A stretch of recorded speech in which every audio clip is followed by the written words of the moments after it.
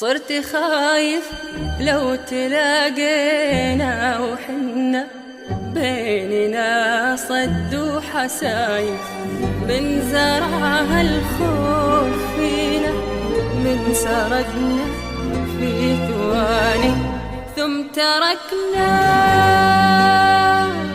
وانتهينا. صرت